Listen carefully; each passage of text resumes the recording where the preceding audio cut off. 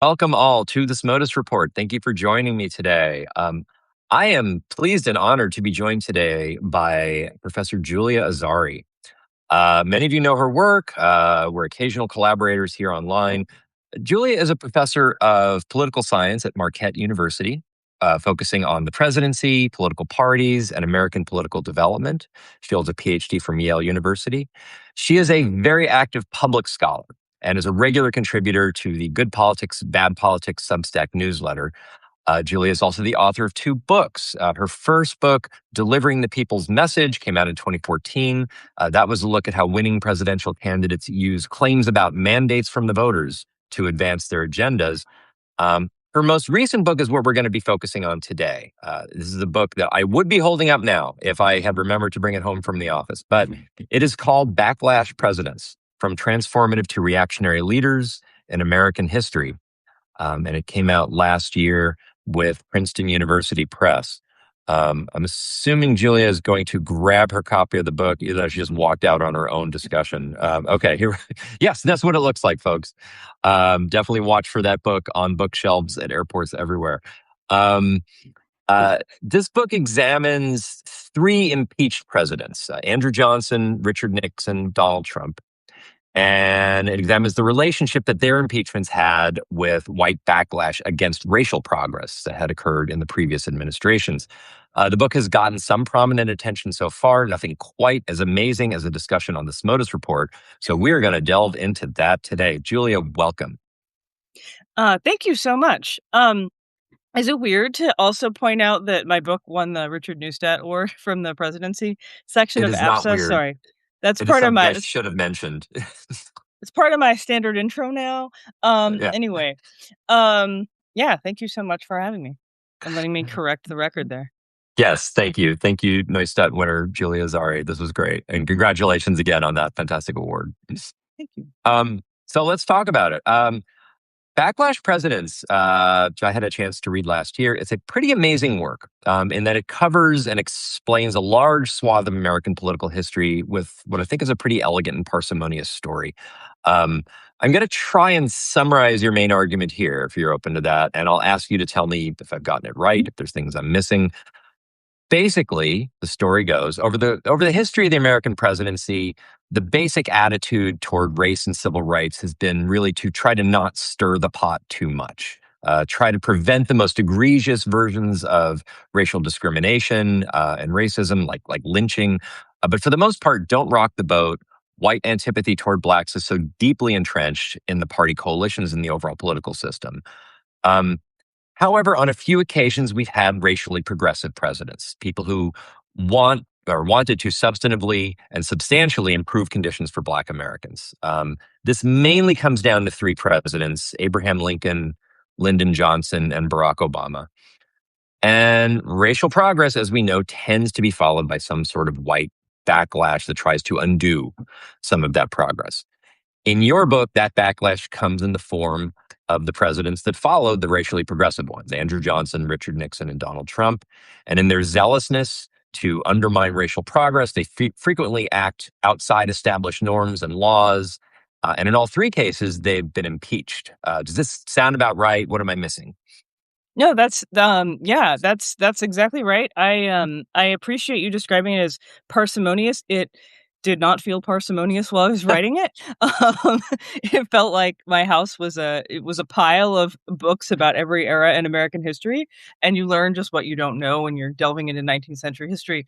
I mean, I think this is kind of on my mind because I just wrote a piece that'll go up on my Substack tomorrow that touches on this, but I think anti-lynching is actually a really important thing for contemporary Americans to keep in their minds that congressional Republicans pushed anti-lynching legislation throughout the 1920s and 1930s, and actually it was mostly American presidents who were very hesitant to put their political capital behind that, including FDR, who was not shy about norm breaking in other ways, but really needed Southern votes. So there's, I think that's actually a really kind of telling example of how cautious American presidents have been around race.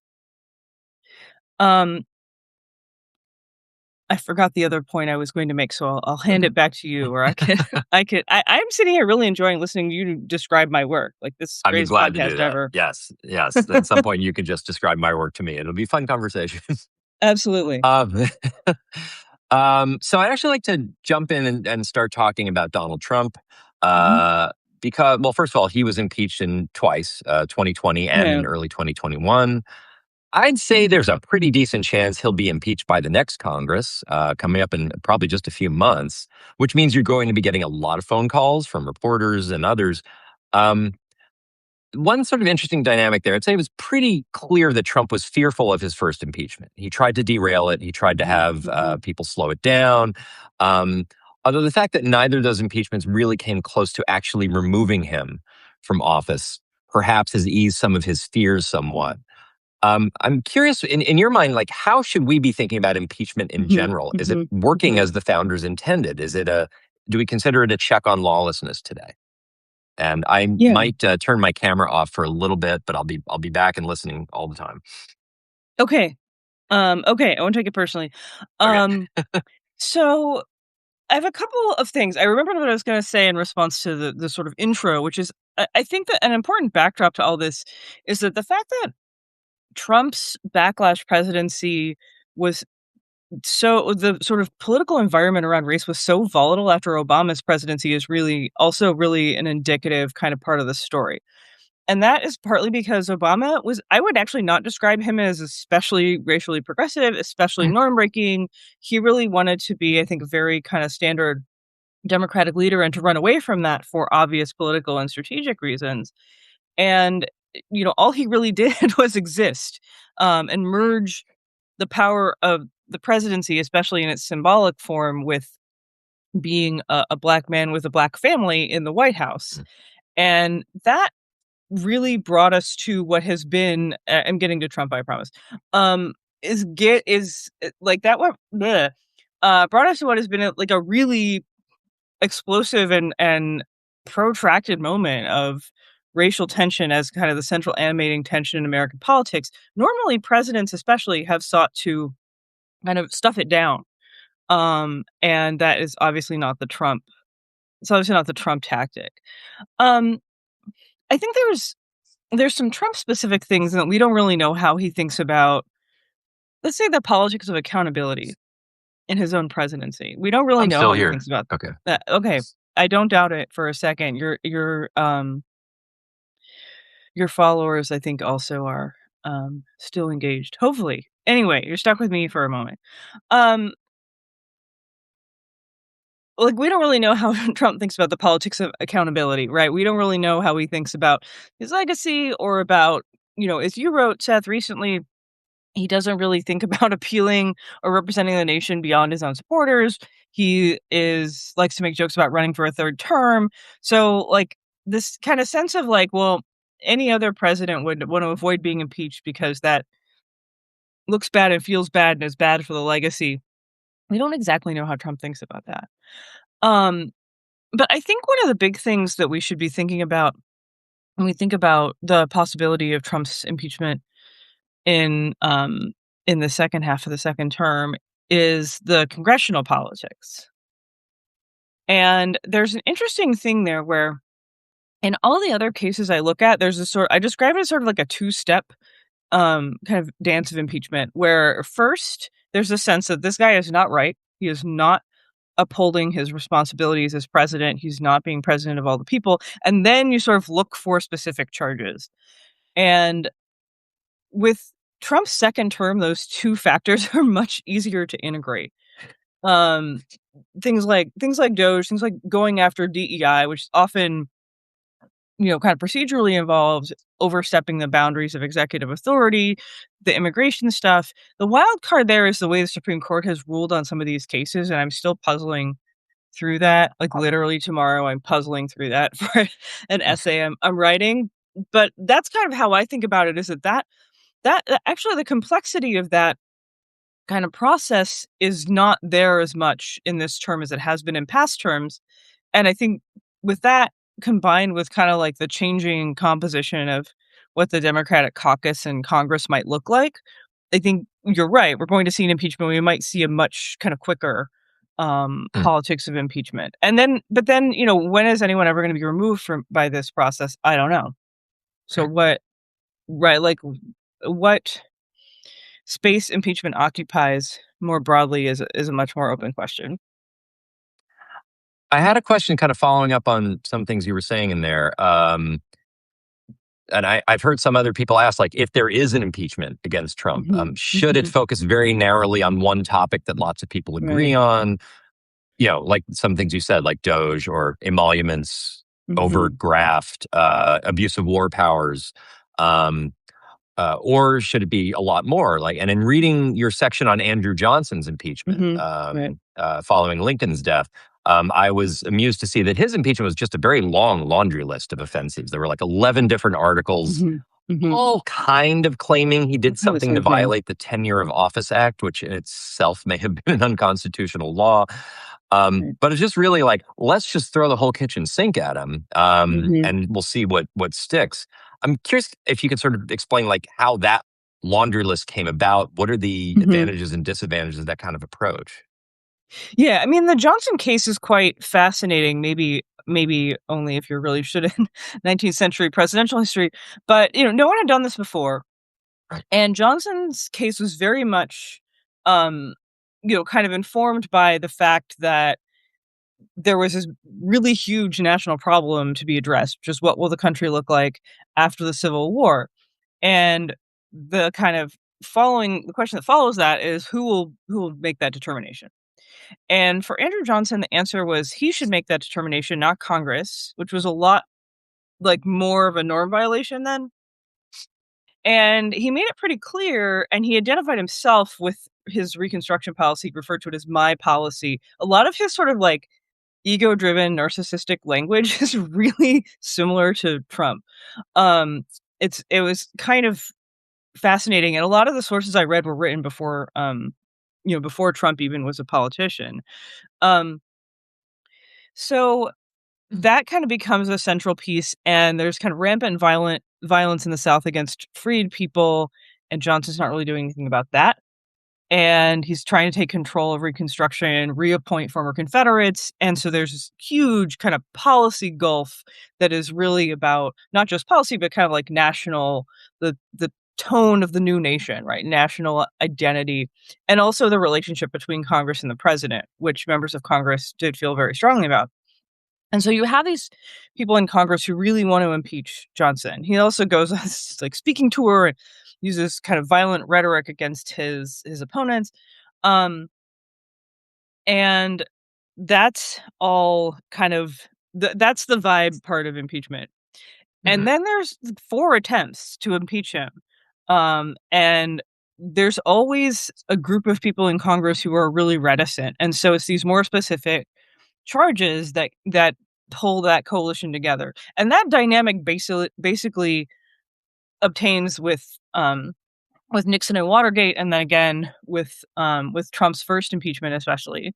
So that's kind of how that works out. And it just becomes, I think, because that's how the Johnson impeachment went down, that kind of just becomes the norm. Hmm. It's just reading through that section. It was just like, in some ways, I don't want to feel sympathy for Andrew Johnson. But he is facing an unusual situation in that, like, the president prior to him, like Lincoln, was given a lot of deference as Mhm, president, mhm, in part mhm. because it was wartime, in Yeah. part because he was president. He was of the same party as the congressional majority, and also most of the minority party had left the Mhm, country essentially. So Johnson is like left to sort of navigate a way more difficult post-war mhm, environment in which like he's of the minority party. And so, in some ways, there was always going to be conflict there, and there was always going to be mhm. pushback on him. But man, that was not a healthy congressional presidency relationship period, I would say. No, and other people who've written about that have pointed out that Johnson kind of didn't have a party at that point. He Right. had, he wasn't really accepted by Republicans. He'd kind of left the Democrats by joining this union ticket with Lincoln. There's a legal article comparing Andrew Johnson and Bill Clinton from Mm. 1999 by Keith Whittington that goes into the sort of executive branch politics and Lincoln's kind of the leeway Lincoln had because of the war and also because of sort of like his background as a Whig, which was a movement that was very deferential to executive politics. So there's always a party story. That was something I thought when I was writing the book that would be kind of more prominent in the story, and then it ended up taking a back seat to a lot of these other pieces. But that's kind of how I think about that. But I don't feel terribly sorry for Andrew Johnson. Um, I have to admit. Um, So, speaking of other people not to feel terribly sorry about, let's talk about Richard Nixon for a moment. yeah, Um, absolutely. Nixon is, like as usual, he is a fascinating and enigmatic figure in your book. Mhm. Mhm. And particularly on matters of race, right? There are points in which he's clearly tapping into latent racism of working class whites. He's trying to espouse some kind of like borderline racist Mhm. sentiments. At other times, he seems to be defending civil rights and racial progress. Um, now, now, here's there's a jump that your book takes, and I want to ask you to explain this a bit. Like Andrew Johnson's offenses pretty clearly involved undermining Lincoln's work on Yeah. racial progress. Nixon was impeached over Watergate and the Watergate's cover up. How in your book is this tied to white Mhm. racial backlash? Mhm. Yeah, so I kind of trace the story. It is definitely the most complicated story. But to me, once you start really delving into these kind of analyses of Watergate, and I built the book mostly on secondary sources, although the most primary source work comes out in the Nixon story, and I'll explain why. Mhm. Um, so I started with this pattern and kind of going, well, what's going on here? And then I read some work linking Watergate up with this failed plan called the Houston Plan. This is an idea about surveilling, doing asking the FBI to do domestic surveillance on Nixon's enemies, which is like a recurring theme for Nixon. This is just like if his political opponents. And then you start thinking, okay, well, who are these? Who are these opponents? They're civil rights activists, they're Vietnam War activists, they're Puerto Rican rights activists, right? They're Black Panthers. They're so Nixon's whole sense of who his domestic enemies were is highly racialized. And his efforts to kind of invoke the FBI and law enforcement in that are highly racialized. And the kind of idea that the FBI is doing surveillance on people in the civil rights movement is all of this is established at that point. Um, and so my initial argument was, well, each of these impeachments is around a racialized institution, and the FBI is a highly racialized institution, and kind of like the politics of surveillance is highly racialized. It turns out the story is deeper than that. Nixon in 1968, when he was trying to win the nomination, made a series of promises to Southern Republicans that involved um, kind of slow walking school integration. School integration is like waving from the corner for most of the third of that book. It's like these presidents are willing to make statements about civil rights and morality and whatever when it comes to trying to think about how to enforce integrating local schools. These presidents who are in Mhm. charge of, the nuclear arsenal during the Cold War are like, I don't want any part of that. Um, it is That sounds complicated. Yeah. right. That sounds hard. And again, I didn't uncover any of this. This is all there in the secondary literature. People, especially in the legal field and kind of legal history, people have been writing about this for years. So Nixon takes that a kind of a step further and makes these sort of promises, and he also embraces this rhetoric of law and order. And what this does is it puts both Black Democrats and Black Republicans kind of on notice about Richard Nixon. That they're a little distrustful of him, and they're a little distrustful that he's gonna carry out the office of president in a fully appropriate manner.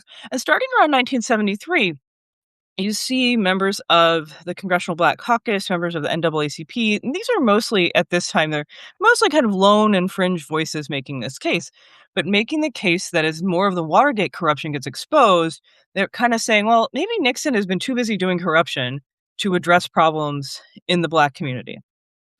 Hmm. And he hasn't, he showed his lack of commitment to us early on, his lack of commitment to using the extent of the law to improve the lives of Black Americans. This is also a moment in 1968 where it's not unrealistic to expect that the gains of the Johnson administration might continue.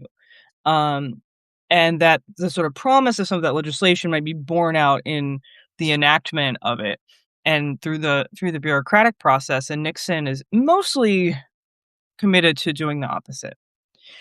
And so you kind of start seeing these arguments that are tying race with presidential corruption and abuse of executive power.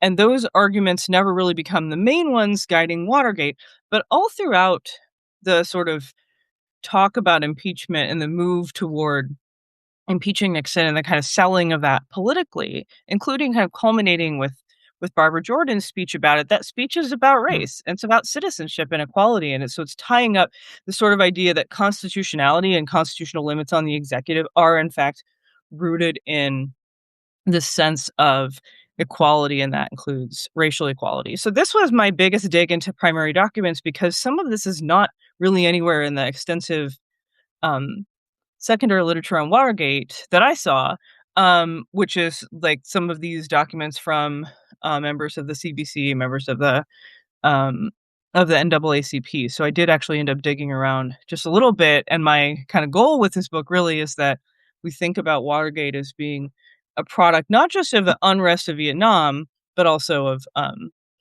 of the racial politics of the time. Hmm. Okay. So I guess I have a follow up on that, which is a focus on Trump. There's a similar sort of story there. Trump is obviously an interesting story, not nearly as nuanced a character as Nixon, obviously. Trump embraces white backlash rhetoric very overtly, very openly. Um, his impeachment, he was impeached in 2020 for trying to blackmail Ukraine into affecting the presidential election. He was impeached in 2021 for organizing a riot to overturn that same election. Um, do you know the earliest advocates for his impeachment in Congress were people of color? I'm curious, like similar with the Nixon story, how does his racial rhetoric and his racial politics lead to his Mhm, impeachment? mhm. I mean, I think there's sort of 2 things, and you're right. It's very tricky. It's like for all the times that Trump has engaged in really, like, explosive racial politics, the Hmm. Ukraine impeachment is not a super straightforward example of that. The second impeachment, I think, is much more clear. The racial dimensions of election denial are much more clear. Hmm. Some of it is just the kind of denial of legitimate opposition that is always tied in to race rhetoric, and so just as I was thinking about kind of the FBI and domestic surveillance as a race issue, I was also thinking about elections as a sort of racialized institution in 21st century America. There are a couple of dimensions there. I think one is this two-stage process, as I pointed out, which is essentially that there's a group of legislators that like they sort of like get people going on impeachment. And then more cautious legislators, which includes people like Nancy Pelosi in this case, are like, we don't like Trump, but that's a distraction. Um, and then sort of look around for a more specific instance. And election interference is very much a race issue. In this case, I think one of the telling things is the Ukraine phone call happens relatively early on, and Biden is not only the sort of, maybe the kind of polling front runner for 2020. I know we disagree on Biden's nomination. We can bracket He that. was the polling front runner. Well, yeah, okay. He was the polling front runner. I think we agree on that, and Yeah, the choice of African Americans. yeah. And that I think is sort of, telling a part of the story. The other thing, and I go into this a bit in the book, is like the long run up with the Russia investigation. And there's race all over the Russia investigation, in the ways that Russian forces had kind of, put forward messages to try and depress black turnout. There's a lot of Mhm. race in that story as well. So those are kind of the connections They had that I tried draw to there, but foment racial conflict online in the 2016 election, hadn't they? I mean, wasn't that yeah. part of their? That's what I Yeah. mean, Okay. yeah. Yeah, and I think the consensus on that, I don't know how well supported this is. The consensus on that is, like, they were trying to depress black turnout by pointing out that Hillary Clinton had said things. But yeah, absolutely, yeah, so, like, that I think is kind of part of that story. Okay. This is fascinating. I have another question about Trump here. I think is related to this. You talk about Trump's overall rhetoric, in which he portrays America as this grim and violent place filled with Mhm, carnage. Now I know that overlaps with his racial perspective as well, obviously, but like he does this in 2017 in his inaugural address. He also Mhm. keeps talking this way well into his presidency. Right. His overall, when he's running in 2020, his overall reelection message for his campaign is how awful and violent the Right. country is that he's leading. Um, how does this massively negative portrayal of the United States, like, how does that help Trump, or how does he perceive that as helping him with his achievements? What do you see him striving for there? I mean, I think the simplest answer, I haven't thought about this in exactly these terms. I think the simplest Mm, answer is that it keeps race salient. mhm. And in some ways, that rhetoric almost is sort of parallel to Richard Nixon talking about law and order in the 60s, which is it keeps race salient and it keeps together a coalition of people that don't want to think of themselves as racist, but they are concerned. They're worried about crime. They're worried about, blah, blah. They're worried about changing country. And I think as long as race is salient, Trump sees himself as having an advantage. Um, I should say, when I wrote the book, Biden was president. Um, it it went to the final copy went to the press on Inauguration Day, 2025. So I wrote most of it not anticipating a second Trump presidency. And a lot of the ideas that I play with in the book are essentially that backlash presidents kind of think they ride this wave to power, and they do, but it's a pretty fragile coalition and pretty like flimsy set of rhetoric, and it's not the political winner that you think it is, and they end up getting impeached. Yeah. Trump getting reelected does complicate that picture. Yeah, that makes sense. Although again, similar to I guess like the Nixon story, who gets reelected with this huge margin and then immediately becomes super unpopular. And Right. like, yeah, we saw, Trump has just enough support to win the presidency and then starts dropping precipitously once he's in office. Mhm. Mhm. And I guess we can think of like all, his when he's talking about all the chaos and the violence in the country when he's running for reelection, that is basically all focused on George Floyd protests, Yeah. right? And he's tying it into race wherever he can, and he's championing people who like face down, white people who face down black crowds with guns. Like those are his Mhm. heroes. Yeah, I think that's right, and weirdly, I mean, there's just a lot in this book, and so there's not a ton um, about the summer of 2020, and partly because I think we're still sort of digesting the political impacts of that. Um, but I do think that that's part of it is like 2020, Trump tries to make it again into a very racialized election, and it's not exactly the vibe in 2020. The country is shifting in the other direction on those issues, for the most part, and also the pandemic is the pandemic and the economic chaos it's wrought are what are driving people's perceptions. So that's yeah, I think that's probably an apt way the Mm. way you've described 2020. Um, cool. So I know it's somewhat out. Like, it is outside the model of your book. I wanted Mhm. to ask just a little bit of speculation, if you wouldn't mind. How should we be thinking about Bill Clinton's impeachment in 1998 and 99? Um, Mhm. Obviously, many things in his administration are tied to civil rights. In many ways, his 1992 nomination was seen as like a rejection of the Jesse Yeah. Jackson wing of the party. Is this somehow tied to his impeachment? Is that because this is a Democratic president being impeached by Republicans, and that's just a totally different Mhm. story? How are you thinking about that? So I don't give it a lot of space in the book again because this really ended up being, covering a lot of territory. There's sort of two things that I think about with Clinton. And I think one is more obvious and more useful for us in 2026, which is what's going on really with Clinton is you have a newly elected congressional Republican majority that they're also operating under this sort of world where everything is now different. And that's kind of the starting assumption with these impeachments. Is impeachments only happen when you're operating in a world in which politicians think the rules are no longer in effect.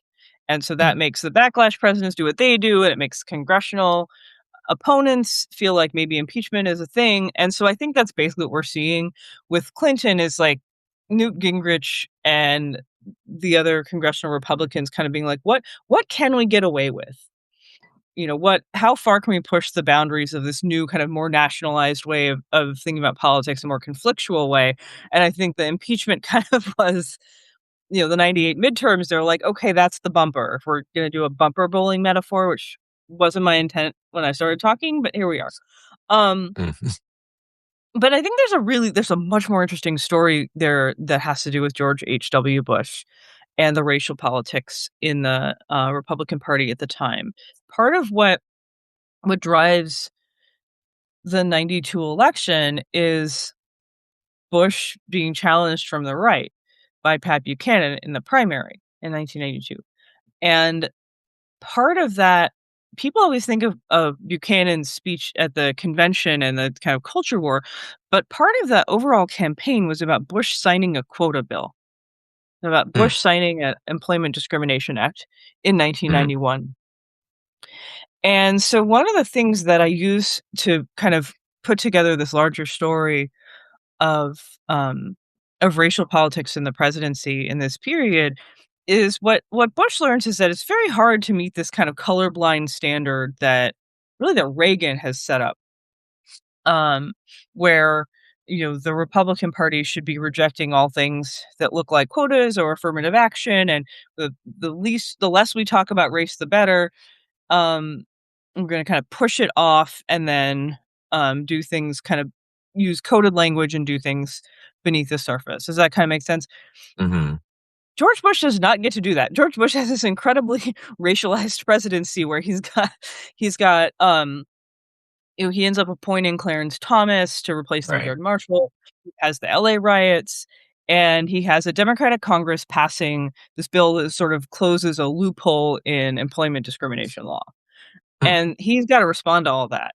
And so he kind of illustrates the impossibility of a racially neutral presidency where everything you do is coded, and the explosiveness when you get anywhere close to that.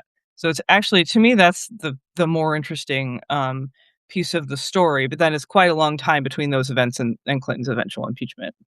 Okay. That's really interesting. Also, I'm thinking like Bush in some ways also have with the rise of David Duke and Mhm. it's a real effort to say David Duke is not part of our party. Right, right. He's trying to say, but like he can't really avoid race as part of the topic.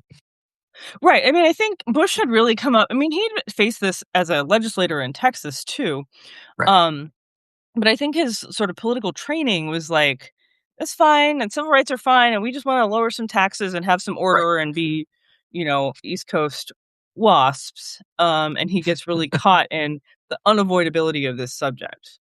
Mm. I have a question for you. One that I'm interested in asking more scholars I talk to. Like, what is something that, while working on this book, Mhm. something that you think is right, but you haven't been able to demonstrate? Like, you haven't quite found the evidence for? I mean, I could have a lot of snarky answers that involve the entire book. Okay. That was kind of the premise of the book. I think this is right. The smoking gun eludes me, but I think Mm. you're thinking of something more conceptual. I don't know. I don't know what I'm Okay, thinking of, but yeah. okay, Just okay. sort of like, it's like tales of research. Like, you're guided by these ideas, you find some evidence in support, some evidence that opposes, and sometimes we have these ideas that are probably right, but it's just they're hard to demonstrate. Yeah, I think that's, hmm. So, I think the simple answer, I think, has to do with, like, kind of showing the dimension of Obama's presidency specifically that has to do with presidential power, right? Mm. That I think that's sort of what was annoying for me is, like, there's lots of evidence that the opponents of many of Obama's opponents used racialized appeals, but kinda, like, demonstrating that that is distinct from, a racist campaign against someone running for governor or senator or whatever, and that, like, what's specific about the presidency when the presidency in this case, like, the power that I'm talking about is mostly about symbolism, that's hard to show. Um, but if I can flip the premise of your question a little bit, Mm. Yeah. I think the takeaway from I mean, this is a great question. I'll probably have a great answer at 3 o'clock in the morning. Yeah. I Um, shouldn't have sprung this up, but all right. um, I think the lesson that I took from the book was actually I was expecting more of that. I was expecting to have to triangulate more around the topic of race. It actually turns out in American politics, if you scratch the surface very slightly, the race story comes sort of like tumbling out in, with documentary evidence and extensive published literature and kind of not in the fields that you and I mostly work in. Mm. Um, and it's just kind of all there. And almost everything about this story was all there. And all I did was pull it together. Okay, that's good to know. Yeah, okay, that's you didn't have to you didn't have to work that hard to find the evidence of white backlash. It's all like yeah, and sometimes it's people are shockingly overt. A Yeah. lot of times, really. Yeah. Yeah. That's what I mean. Yeah, yeah. So, I want to wrap up, but I know you have some other book projects in the works. I think 5 or 6 maybe, who knows? But can you give us an idea of some projects you're working on and where people can follow your work as you go? Yeah. So I'm working on a book on party politics and the vice presidency with William Adler, another presidency scholar, under contract with the University Press of Kansas, and will be out someday. Um, I believe you. you shouldn't. Um, and I blog regularly on Good Politics, Bad Politics Substack, so that's where you'll find that work. I expect we'll be doing a lot of blogging about the vice presidency as we move into 2028, which is staring us all down. Mhm. And I'm hoping at some point to write a book on the legacy of the George W. Bush presidency, but I haven't really started that. So be looking for that, but not super soon. That yeah, I'm glad you were writing that or thinking about writing it anyway, just because that is a hugely consequential presidency, and I don't and he's also been largely memory hold. Like we Mhm. barely talk about him today, even though he's alive and healthy and painting all the time. No one wants to talk about his term. Um, Juliet, thank you so much. This has been a great discussion. I really appreciate your time with this, and best of luck with the book. And I hope you get thoroughly lauded, and when you receive your award next month at the APSA conference. Thank you. All Thanks right, so much take for care. having Thank me. you all. Bye bye. Yeah, thank you all for tuning in and listening. Take care. Bye.